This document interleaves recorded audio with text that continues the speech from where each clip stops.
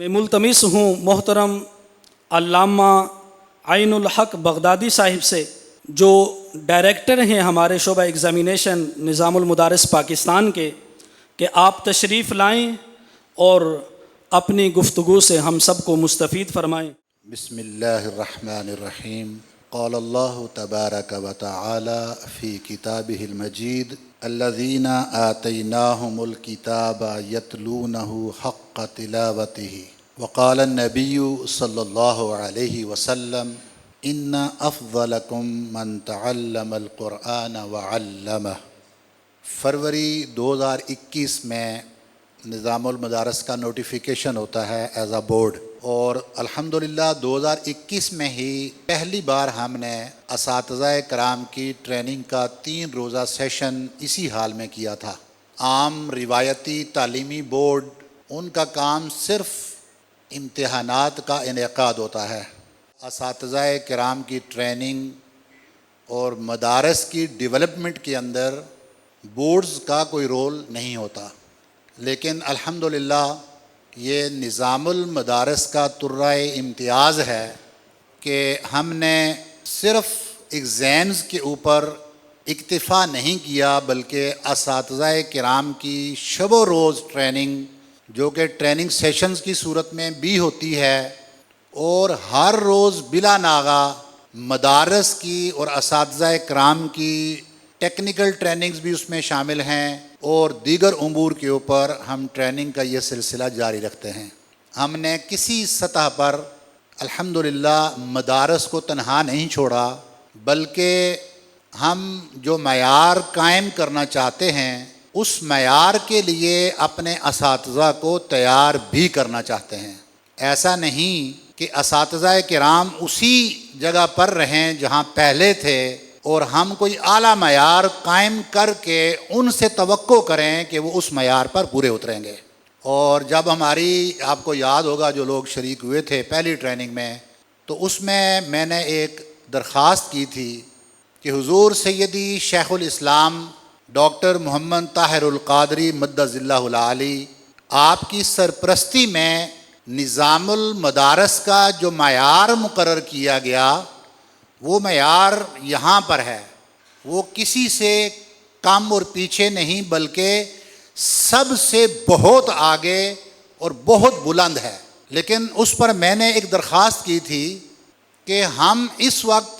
بہت سارے امور میں مدارس کے لیول پر ڈاؤن آ گئے ہیں، لیکن ڈاؤن آنے کا یہ مطلب کبھی نہیں کہ ہم اس جگہ ٹک کر بیٹھ جائیں گے، بلکہ پرپز یہ ہے کہ آپ کے ساتھ آ کر آپ کو وہاں سے لفٹ کرنا ہے اور پھر اسی مقام پر فائز کرنا ہے جو نظام اور جو سٹینڈرڈ نظام المدارس نے قائم کیے ہیں۔ تو یہ اللہ کا شکر ہے کہ ہم اس کے لیے شب و روز محنت بھی کر رہے ہیں، اور آج شعبہ حفظ کی ٹیچرز ٹریننگ اساتذہ کرام کے لیے جو یہ تربیتی ورکشاپ کا اہتمام کیا گیا، یہ اسی سلسلے کی ایک کڑی ہے۔ خیرکم من تعلم القرآن وعلمہ، بہترین شخص وہ ہے جو قرآن سیکھتا ہے اور سکھاتا ہے۔ یہ کوئی عام کتاب نہیں کہ جس کو ہم جس انداز میں چاہیں پڑھ لیں اور اس سے ہم وہ ثمرات اور وہ فوائد حاصل کر سکیں جو رب کریم ہم سے چاہتا ہے۔ قرآن سے ثمرات حاصل کرنے کے لیے اللہ کے طے کردہ جو اصول و ضوابط ہیں ان کی پابندی ہم پر لازم ہے۔ تالا جس سے آپ اپنے گھر کو محفوظ بناتے ہیں، ہر ایک لاک کو ان لاک کرنے کے لیے ایک چابی ہوتی ہے۔ پرانے دور میں آج بھی جو چل رہی ہیں فزیکل میٹل کی بنی ہوئی چابی ہوتی ہے، اور وہ چابی ایک تالے کی کسی دوسرے تالے میں استعمال نہیں ہوتی، اور پھر اس کے اندر بھی وہ اسپیسیفک ایک چیزیں کریٹ کی گئی ہوتی ہیں۔ اگر سیم اس کی کاپی کی جائے تو وہ تالا اوپن ہوتا ہے، ورنہ اوپن نہیں ہوتا۔ اور اگر اس کو آج کے تھوڑے جو ہمارا لیٹسٹ دور ہے اس میں لے لیں تو کمپیوٹر کا دور ہے، تو آپ کے ڈیجٹس ہیں، آپ جب کوئی لاک کرتے ہیں تو آپ کے لاکر کا آپ ایک پاس ورڈ لگاتے ہیں، اپنے کمپیوٹر کو پاسورڈ لگاتے ہیں تو وہ پاسورڈ چند اسپیسیفک ڈیجٹس کے اوپر مشتمل ہے. جب تک آپ وہ سیم پاسورڈ نہیں لگائیں گے تو کیا آپ کا لاکر یا کمپیوٹر ان لاک ہو جائے گا؟ نہیں ہو سکتا. تو اسی طرح قرآن پاک کے جو ثمرات ہیں، جو فوائد ہیں، وہ ہمیں تب حاصل ہوں گے، اور یہ قرآن ہماری طبیعتوں کے اوپر تب اثر انداز ہوگا کہ جب ہم اس کو اس انداز میں پڑھیں گے جس طرح حضور نبی اکرم صلی اللہ علیہ وآلہ وسلم نے پڑھ کر سکھایا. اور اللہ رب العزت نے اس کے لیے قرآن پاک کے اندر ارشاد فرمایا کہ جو میں آغاز میں آیت تلاوت کرنے کا شرف حاصل کیا کہ الذین آتیناہم الکتاب، وہ لوگ جن کو ہم نے کتاب دی، یتلونہ، وہ اس کی تلاوت کرتے ہیں، حق تلاوت ہی، جو تلاوت کرنے کا حق ہے وہ ادا کرتے ہیں. تو صاحب کتاب اور حامل کتاب وہ ہوگا کہ جو اس کتاب کی تلاوت کا حق ادا کرے گا، اور جس نے وہ حق ادا نہ کیا وہ حامل کتاب نہیں ہوگا، یحمل اسفارا کی طرح ہوگا. تو اس لیے یہ قرآن جو شب و روز آپ لوگ اپنے مدارس کے اندر سکھاتے ہیں، اس کے لیے ایک طریقہ کار جو وضع کر دیا، اس طریقے سے باہر نہیں نکلنا. اسی میں بچوں کو لے کر آئیں گے تو ہم سیکھ سکیں گے. یہ تو معانی و مفاہیم کی بات الگ ہے کہ آپ نے اس قرآن کو کس لہجے کے اندر پڑھنا ہے. تو اس کے لیے آپ علیہ الصلاۃ والسلام کا ارشاد مبارک ہے جو شعب الایمان میں یہ روایت آئی ہے کہ اقرؤوا القرآن بلحون العرب واصواتها، کہ جو قرآن آپ نے پڑھنا ہے وہ بر صغیر پاک و ہند کے لہجے میں نہیں بلکہ وہ عرب کے لہجے اور عرب کی آواز میں پڑھنا ہے. تو قرآن کا لہجہ جو عرب میں متعین کر دیا ہے وہی لہجہ پوری دنیا کے اندر رائج ہے، اس کے علاوہ کوئی اور لہجہ رائج نہیں. اس حدیث مبارکہ کو بیان کر کے میں آپ لوگوں کے ذہن سے ایک غموض اور ایک شک و شبہ یا التباس میں اس کو ختم کرنا چاہتا ہوں کہ جو یہ اعتراض بعض اوقات کیا جاتا ہے کہ آپ نے ہمارے بچوں کے ایگزام لینے کے لیے کچھ مصری قاری ہائر کر لیے ہیں. تو میں ایک تو یہ عرض کروں گا کہ یہ جو بھی ایگزام آپ کا لیتے ہیں قراء حضرات، یہ سارے ازہری نہیں ہیں، اس میں کچھ یہیں کے پڑھے ہوئے ہیں پاکستان کے اور یہیں پہ رہے ہیں. دوسری بات یہ ہے کہ جو ازہر کے یہ 2-3 احباب ہمارے شریک ہیں تو یہ بھی حافظ پاکستانی ہیں، حفظ پاکستان سے انہوں نے کیا ہے، اور یہ باقی علوم پڑھنے کے لیے، تجوید کے علوم یا دیگر شرعی علوم پڑھنے کے لیے جامعۃ الازہر گئے تھے، لہٰذا یہ حافظ ہمارے ہیں. اور دوسری بات کہ اس حدیث مبارکہ کے مطابق لہجہ اصل ہے ہی وہ جو عرب سکھائے، کیونکہ عرب ہر وقت جو گفتگو کرتا ہے وہ عربی لہجے میں کرتا ہے، تو ان کے عربی کے حروف کے مخارج نیچرل ہو جاتے ہیں. یعنی جب وہ بات کریں گے یا قرآن پڑھیں گے تو ان کا جو مخرج ہے وہ نیچرل ہوگا، وہ بناوٹی اور تصنع نہیں. اور کیونکہ ہمارا برصغیر پاک و ہند کے اندر گفتگو کا انداز اور ہمارے مخارج الگ ہو جاتے ہیں، جب ہمیں عربی مخرج کے اوپر جملے کو، بات کو لانا ہو تو اس کے لیے ہمیں تھوڑا سا تصنع دکھانا پڑتا ہے. تو لہٰذا اگر عرب کے لہجے میں آپ قرآن پاک کی تلاوت بچے کو سکھانا شروع کر لیں گے تو وہ بچہ آہستہ آہستہ اس کا یوز ٹو ہو جائے گا، پھر وہ اس کی عادت بن جائے گی، اور پھر وہ عادت اس کی نیچر بن جائے گی. اور nature can not be change. جب اس بچے کی نیچر بن چکی ہوگی تو وہ پھر کبھی بدلے گی نہیں. پھر جب بھی وہ قرآن پڑھے گا تو وہ عرب والے خوبصورت لہجے کے اندر قرآن پاک پڑھے گا. لہجات اور لحن، خوبصورت لحن کے اندر قرآن کی ادائیگی. زینوا القرآن باصواتکم، لیکن یہاں پر قرآن کے ساتھ اپنی آوازوں کو مزین کرنے کا حکم ہے، نہ کہ اپنی آواز کے ساتھ قرآن کو مزین کرنے کا. جو خوبصورت لہجات مقرر کر دیے گئے ہیں ان خوبصورت لہجوں کے اندر اور حسن صوت اور ترنم اور سوز و گداز یہ قرآن کا حسن ہے، یہ وہ قرآن ہے کہ جس کی جب تلاوت کی جاتی ہے تو پھر آنکھوں سے آنسو جاری ہوتے ہیں، جسم کے اوپر کپکپاہٹ طاری ہوتی ہے، اور یہ قرآن آپ کے دلوں پر اترتا ہے۔ لیکن اگر آواز کے اندر وہ ترنم اور وہ سوز و گداز نہ ہو تو پھر قرآن وہ اثرات اور وہ فوائد نہیں دے گا۔ اور یہ چیز کس نے پیدا کرنی ہے؟ یہ آپ اساتذہ کرام جو آج اس محفل میں موجود ہیں، یہ آپ نے کرنا ہے۔ آپ علیہ الصلوۃ والسلام کا ایک فرمان اقدس اس کے لیے میں عرض کروں گا کہ آپ نے فرمایا کہ من لم یتغن بالقرآن فلیس منا، کہ جو قرآن کے حسن صوت کو نہ جانتا ہو وہ ہم میں سے نہیں۔ یا غنا سے مراد گانا نہیں ہے، غنا سے مراد حسن صوت اور سوز و گداز پیدا کرنا ہے، اور یہ بخاری شریف کی حدیث مبارکہ ہے۔ میں یہاں ایک دو درخواستیں آپ سے کروں گا، وہ یہ ہے کہ یہ جو دنیا ہے اللہ رب العزت نے اس کے اندر ہمیں بھیجا، تو یہاں بھیج کر ہمیں ویسے چھوڑ نہیں دیا، بلکہ فرمایا کہ اس دنیا میں جو بھیجا ہے الذی خلق الموت والحیات لیبلوکم ایکم احسن عملا، کہ آپ کو جو یہ زندگی دی گئی ہے، یہ خوبصورت زندگی، اس کے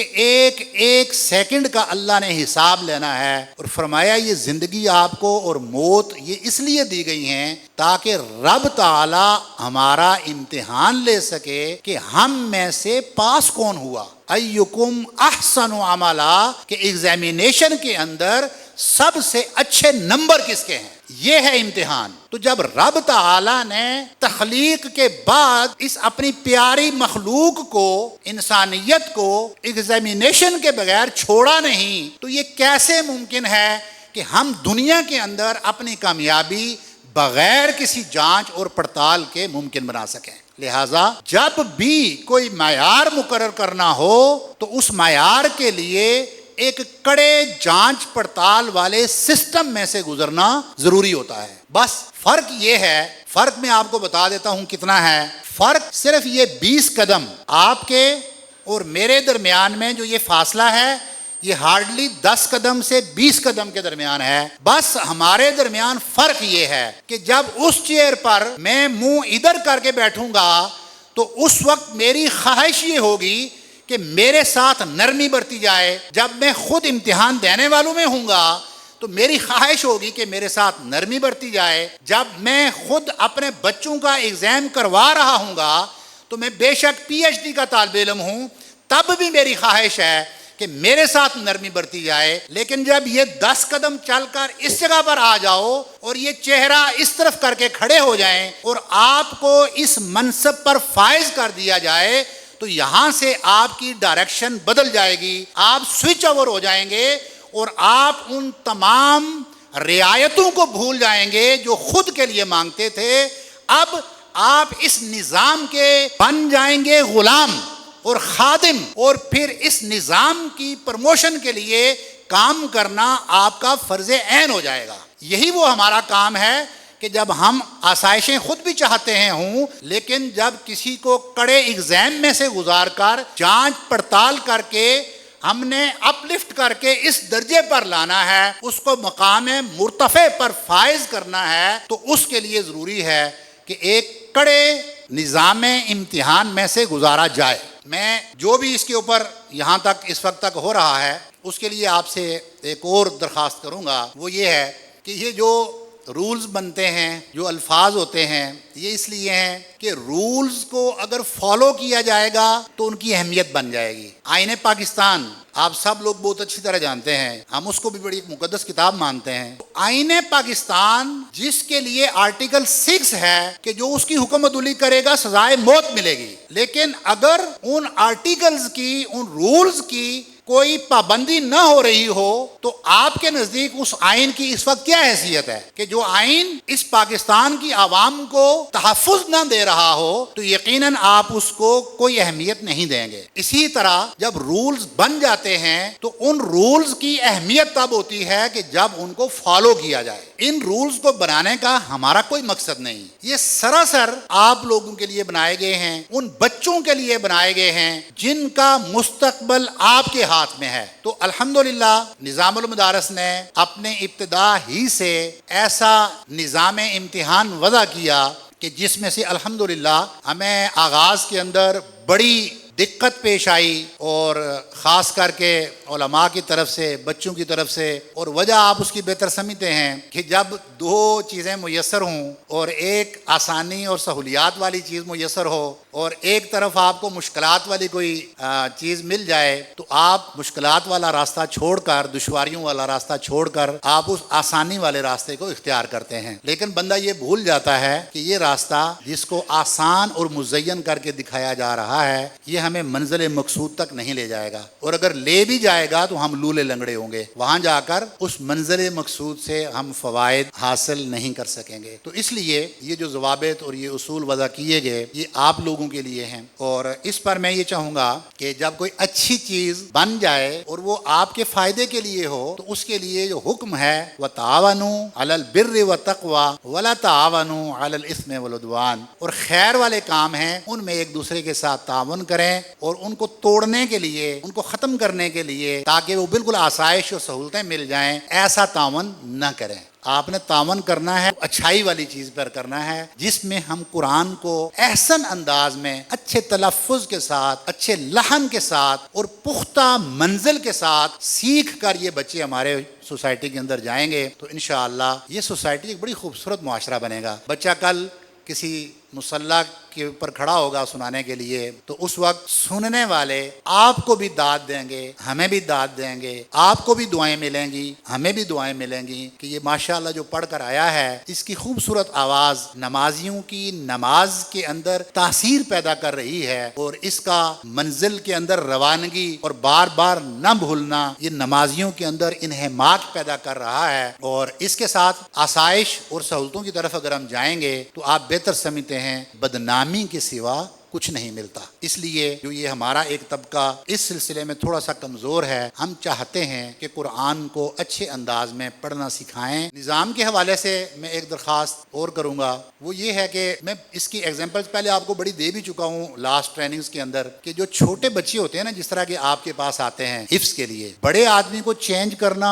مشکل ہوتا ہے کیونکہ فکر پختہ ہو جاتی ہے، بچوں کی فکر ابھی خام ہے، ان کو چینج کرنا آسان ہے۔ میں نے آپ کو ایک ایگزامپل دی تھی ایک ریسلر کی، کہ میں نے اس کو دیکھا کہ وہ اپنے چھوٹے بچوں کو ریسلنگ پہ لانا چاہتا تھا، تو اس نے اپنے بالکل معصوم بچہ، وہ ہارڈلی 3 سے 4 ماہ 5 ماہ کا بچہ ہوگا، تو اس کو اس نے پاؤں سے پکڑا اور پھر وہ اس کو ایسے ایسے گھما رہا تھا، اور تیزی سے وہ فل گھما رہا تھا بچے کو۔ کیوں؟ کہ تاکہ اس کے جسم کے جو جوڑ ہیں اور اعضاء ہیں ان کے اندر لچک بھی آ جائے اور مسلز کے اندر پختگی آ جائے، تاکہ وہ کل اچھا ریسلر بن سکے۔ تو جب اچھا ریسلر بنانے کے لیے ایک باپ اپنے بچے کے اوپر محنت کر رہا ہے، تو ایک اچھا حافظ قرآن بنانے اور قاری قرآن بنانے کے اوپر ہمیں بدرجہ اولا محنت کرنی چاہیے۔ میں نے اس کے اوپر بہت ساری اور ایگزامپلز بھی دی، لیکن اس کی ایک اچھا پہلو جس سے بڑا حوصلہ ہوتا ہے، کیونکہ پوری سال جب ہم لوگوں سے مزاحمت سنتے ہیں، نیگیٹیوٹی سنتے ہیں، حوصلہ شکنی سنتے ہیں، تو اس وقت ہم بھی کسی لیول کے اوپر انسان ہیں، سوچتے ہیں کہ ہم یہ کیوں کر رہے ہیں۔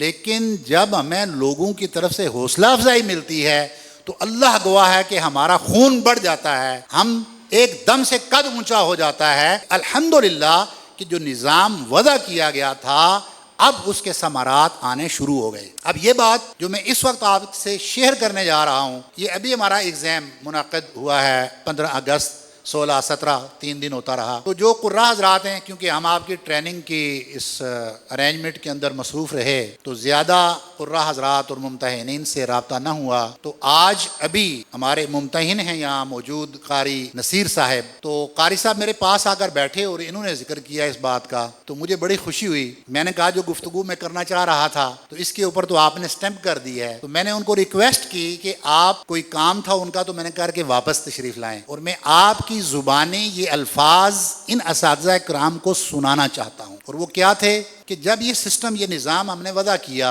اور آہستہ آہستہ اس کے اندر ہم نے جو لوپس اور جو پرابلمز تھے ان کو ختم کر کے اس کو صاف اور شفاف بنایا، اور صرف اب وہی حفاظ پاس ہو سکتے تھے کہ جو اچھا قرآن پڑھتے ہیں۔ محترم غلام نبی صاحب، قاری غلام نبی صاحب یہاں موجود ہیں، اور قاری غلام نبی صاحب یہ حویلی لکھا سے ہیں۔ آپ تشریف رکھیں سر۔ قاری غلام نبی صاحب کے ادارے میں ہم گئے، اللہ گواہ ہے کہ اتنی خوشی ہوئی اور اتنی خوشی ہوئی کہ قاری صاحب نے بچوں کو ٹھہراؤ کے ساتھ، پراپر تجوید کے اصول اور ضوابط کے ساتھ اور پختہ منزل کے ساتھ انہوں نے قرآن یاد کروایا۔ اور یہ حافظ قرآن کو فارغ نہیں کرتے، سند نہیں دیتے جب تک ایک دن میں بچے سے پورا قرآن نہیں سن لیتے، اور کئی بار نہیں سن لیتے۔ یہ بھی اسی سوسائٹی کے ہیں، پاکستانی ہیں، یہ ازہر سے نہیں آئے، اور ان کا جذبہ کہ یہ حویلی لکھا سے یہاں پہنچ گئے اس لیے کہ میرے بچوں کو جامعہ ازہر بھجوائیں، یہ جذبہ چاہیے ہمیں۔ یہ سستی والا جذبہ نہیں درکار کہ جو رولز بن گئے ان کو توڑ دو، لوٹ کر ہمارے سٹیٹس پر آ جاؤ، یہ جذبہ درکار نہیں۔ یہ جذبہ درکار ہے کہ پاکستان میں جو کچھ آپ نے کرنا تھا کر لیا، اب ہمارے بچوں کو جامعۃ الازہر بھیجو۔ تو جب یہ مطالبہ ہم سے ہوگا تو ہم اس کے اوپر ورکنگ کریں گے، ہم پھر یہاں کے اوپر ورکنگ نہیں کریں گے۔ ایک اور مثال آپ کو دیتا ہوں، یہاں لاہور میں ایک ادارہ ہے عرفان القرآن، ہمارے ایک ڈاکٹر شاہد صاحب ہیں، وہ باہر کہیں ہوتے ہیں، USA میں شاید، یہ کدھر، ان کی جو زوجہ محترمہ ہیں وہ ادارہ چلا رہی ہیں، فون کرتی ہیں مجھے اور انتہائی پریشانی کے عالم میں کہ بھائی جو آپ نے ایگزامینیشن کا طریقہ رکھا اس میں جب بچے ایک بار گزرے اور کچھ واپس آئے تو آس پاس ہمارے دیگر وفاقوں کے مدارس ہیں، انہوں نے بھی محبت برتی آپ کے ساتھ اور بچیوں کو یہ سکھایا کہ بیٹا ادھر آئیں، ہمارے پاس تو بڑا سستا ایگزام ہے، بہت ہی آسانی سے بندہ پاس ہو جاتا ہے، آپ کس مصیبت میں پڑ گئی ہیں۔ کہنے لگیں کہ وہ بچیاں آپ کیا کر رہی ہیں کہ ادارہ چھوڑ کر دوسری جگہوں پر جا رہی ہیں۔ ان کا بڑا پن کیا تھا کہ اس پوری گفتگو کے دوران